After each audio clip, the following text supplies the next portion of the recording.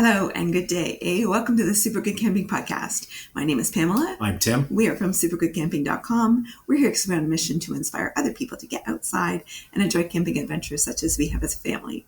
Today we wanted to talk about common but rarely discussed reality is camping hygiene. So things about washing, doing dishes, and bathroom breaks. We're going to be boldly going where no podcast has ever gone before.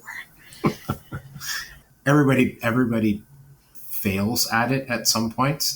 For instance, beginning of the pandemic, I went out and bought a solar, air quotes, solar water bucket. I don't even remember what the heck it was. A contraption that basically was black, so it would suck up the heat from the sun and heat the water.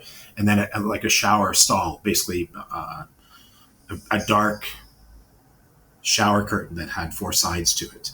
And then, because I thought, well, great, we're staying away from people, doing all the things. And then I got close to actually doing a front country camping and started to read the rules. You can't.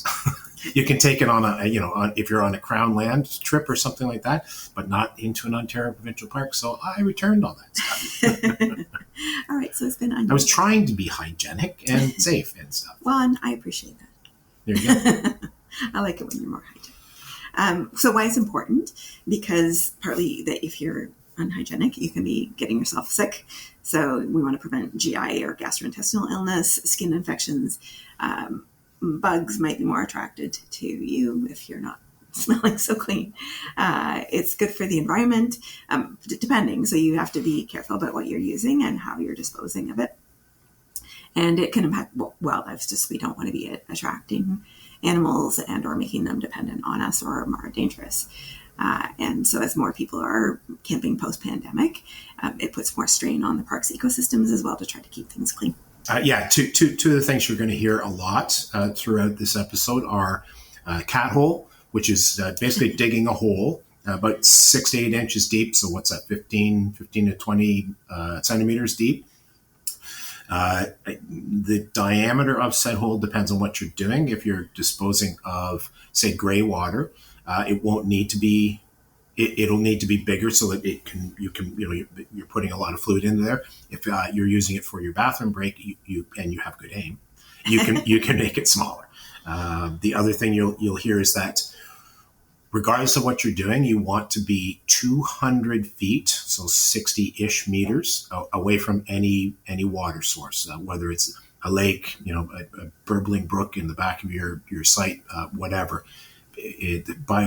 We'll get to how, because biodegradable is a thing, except it's not like you don't wash in the water and it's fine. It doesn't work that way. The term cat hole conjures up images of a cat in a litter box and doing this. You'll have a trowel. So yes, I don't dig with my fingernails. Although when I get back from a backcountry trip, it looks like I did. And I just cut them off because I can't clean all that crap out of there. Yes, we take a trowel. There are all kinds. Go check out. Chances are you've seen or heard our episode on with Steve Evans, Sulik 46. He has it wickedly light, very, very good, like an awesome trowel. And that's where he started from. So go check his out. It's cool. Yeah. So with your personal hygiene, it's important for food prep. It's important to wash your hands before and after using the bathroom, or before prepping food and after using the bathroom. Use a biodegradable soap, well away from any water source. So even if it is a so-called biodegradable soap, we don't necessarily want it going right into the drinking water. And sponge baths, and solar, as Tim mentioned, solar showers, but only on Crown Land, not in Ontario parks. And rinsing things off without polluting the water sources, spitting your waste into the cat hole. So you're brushing your teeth, then you're spitting into a cat hole, and also away from water sources. Menstrual hygiene options, so sustainable options like menstrual cups, period underwear, resealable waste bags, just so if you are taking something that's not so sustainable, then it goes into your Ziploc bag, or something that's kind of well sealed so you're not attracting animals, and making sure that you're packing that stuff out.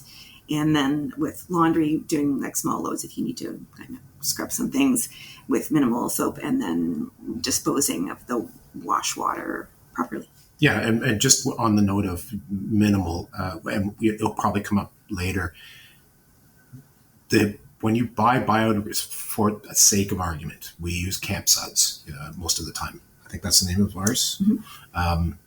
Although outbound from Canadian Tire, I almost said, outbound from Canadian Tire also has one. They're concentrated soaps, so you need very little of it in order to get enough sudsy business going on to get, and to boot, you can just rinse your shirt off sometimes. So why would I clean a shirt that's only going to get filthy again, and stinky and stuff, especially if I'm backcountry camping? Just saying. If it's warm enough to jump in the water, you can jump in the water with some I often jump in with my clothes on and don't bother putting on a bathing suit or anything. And then lay it out to dry. I just wander around until it finishes dripping and stuff. Okay. It keeps me cool for longer, right? Gray water management, dish and wash water. So it's why it matters is you've got food particles, you've got soap chemicals, and they harm the aquatic ecosystems. So when you're doing your kitchen things, when you're coming to the wash portion of your program, strain out solids and pack them out with your food waste. And once if you strain out, so the cooking part, not even the washing part, I would take it again 200 meters away. But once I've strained out the food particles, take it 200 meters away and either do a large cat hole and dump it in, or at the very least spread it around far 200 meters away from water sources, but you want it 200 meters away from your campsite as well, because if it smells like food, guess who's going to come visit you? Animals that are hungry. So use, again, small amounts. You don't literally takes drops. You don't be squirting it. Besides, you don't want to be carrying. That's why it's concentrated, because you don't want to carry big jug of liquid with you, because it weighs a lot. I think a gallon of water is like 9.6 or 9.8 pounds, something like that. And that's 4 liters. That's 10 pounds. No. Yeah, and car camping, there'll be designated places to dump it. Like, don't go wash your dishes in the sink in the vault toilets or in the comfort station. In the comfort station, or when the little spigot that'll be in between campsites fill. Don't wash it there. No. So you go and you see like somebody's egg breakfast thing. What are you doing? Don't do it. Yeah, it just attracts animals, and nobody wants that. Yep. So we use it depends. You can use it with single stage washing, where you wash in a bucket of water, whatever that is. For us, if we're backcountry, we've got a liner that holds our mess kit together. Inside of that liner, we set it in, because it's soft. It doesn't have a lot of wall strength to it. We set it in one of our pots and use that to wash everything in. We wash it, and then we use one of our water jugs, water bottles, to rinse it into the same pot. So we end up with one bucket of water that we have to go deal with. If we're front country, we do 2. We have a collapsible bucket as well, so that you can wash in one and then just dip it into the other bucket and rinse it off, and then you take the 2 of them and go away and dispose of them properly. Yeah, so bathroom basics and waste disposal in established campgrounds. So there's proper, use of vault toilets properly. Don't throw anything other than toilet paper and waste. Don't go in the vault toilets. Backcountry wise, so yeah, Tim's mentioned the cat holes, 6 to 8 inches deep, 200 feet away from water, trails, and your campsite, and packing out things that don't belong there. Wag bags, I was going to leave that to you because I don't know what that means. Yeah, so they're often used in alpine and high traffic areas, or places that you're above the trees. There's no grass, you can't dig, it's just rock and stuff. For me, as soon as I hear the word wag bag, rock climbers, especially ones that do multi-day face climbs where they actually hang a sleeping platform, you got to do something, and it's got to go with you. So you use a wag bag, that's what they're called, to pack out your waste. Toilet paper options, so biodegradable packing out. Well, though, I don't think most people need to pack out. Right? As long as you're burying it properly, you can certainly just bury your For those of us on the ground, absolutely. Yeah. But please do bury it, because we show up at sites so often and it's like, did it snow here? What's with all the white bits? That's how it was when we were in Georgian Bay. It was like scattered, and you just knew where everybody had been going to the bathroom was, because all the little bits of toilet paper everywhere. Yeah. When we went on our most recent, the Temagami trip, our put in was at a place with like a parking lot and a roadway, and it had toilets, and literally 100 meters away, inside of the trees, but only about 4 feet inside of the trees, you could see a pile of toilet paper. It's like, but there's a toilet over there, man. Come on. So you could use something like leaves to be hygienic. You could use leaves, and pine cones have been used as well for clearing some things out. I have multiple thoughts. One, be really careful about what leaves you use, because that could go poorly for you. Poison ivy might not be. That might not be a good thing. Leaves a 3, let it be. Let it be. Yeah, don't be wiping your butt with that. And I'm not sure how I feel about it in a leave no trace, right? Like you're now, so part of Ontario parks, you can't take anything out of the park. You're not supposed to disturb things in the parks. And I totally buy into that, because it could be, it's breaking down naturally to add to the soil, or it's a home for some grubs, or a downed tree could be a home for anything, raccoons, squirrels, you name it. So I kind of be inclined to take toilet paper with me, especially one that doesn't have perfume or anything like that, because it will biodegrade if you put it in a cat hole and cover it back up properly. Over time, it will biodegrade. Yeah, so the impact of human waste in the environment can be that you're adding nitrogen, phosphorus to the soil, which those are not bad. They're used for fertilizer. But that you can also be introducing pathogens that would alter the local ecology, might not be good for the local wildlife. You mentioned some notes about like what to do or not do. So, yeah, it's, when you're using the bathroom in the front country, you can wash your hands afterwards. There's usually facilities one way or another, depending on what level of, whether it's a vault toilet or the comfort station, but there's usually something.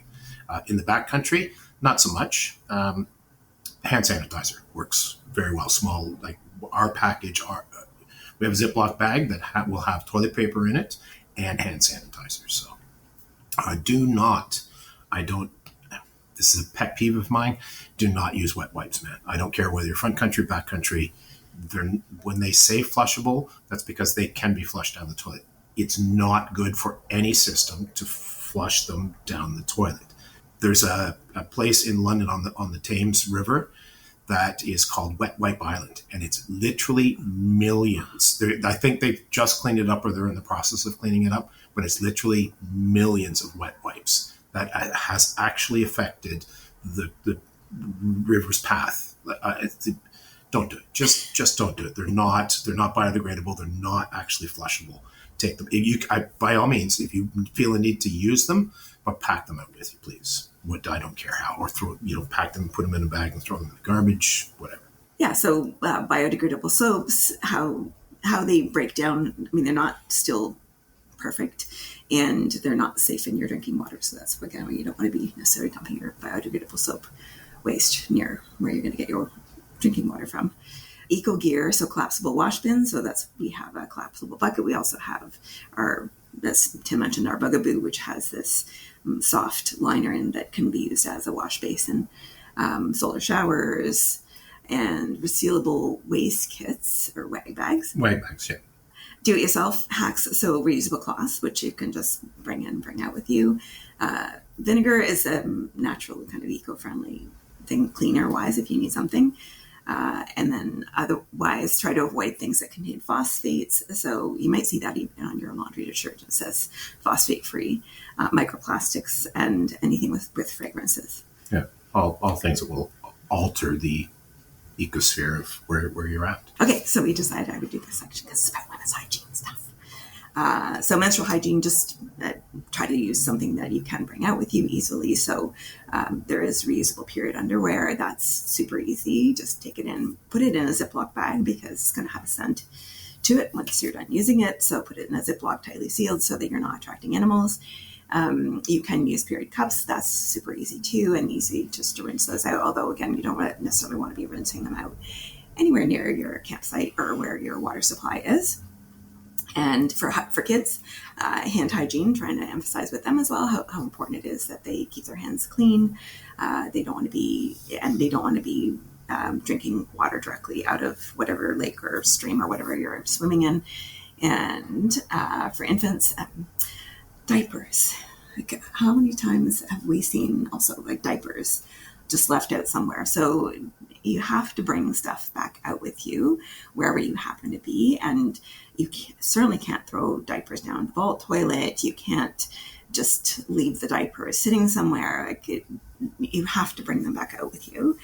And then, proper sanitation it's important for everybody in whatever context you happen to be in. But certainly when you're out in the backcountry or in nature, we don't want to be messing up our environment. Okay, I'll tackle the next one. So leave no trace, and environmental stewardship. So dispose of waste properly, leave what you find. Those seem very straightforward to me, but judging by what we do see when we're out there, not all the time. I'm just saying that it really stands out when you look and see something like a toddler's, diaper. Is no, that doesn't belong in nature, man. You take it out with you, or down in the vault toilet, because it's like, no, that also doesn't work. It says right on the sign in the vault toilet while you're sitting there reading. Just saying, come on. Small habits, the washing your hands not in the lake. Making sure you're using biodegradable soap. And I'm not sure that we were quite clear enough about. So it's biodegradable, but it's not biodegradable in water. It actually has to use the earth that it's going to, because it will end up in the water table, but it gets filtered by the earth as it makes its way to the water table. All right. It's those little things, they add up. They add up to in doing things properly. Like, you're going to have so much less impact on the nature that you're in. Yeah, so clean camping isn't just about your own comfort and your own health, but it's also the health of nature and an act of respect for the place that you're camping in. So trying to make those changes, so switching to biodegradable soaps, making sure that you're disposing of your gray water properly, making sure you're packing out anything that you've brought in.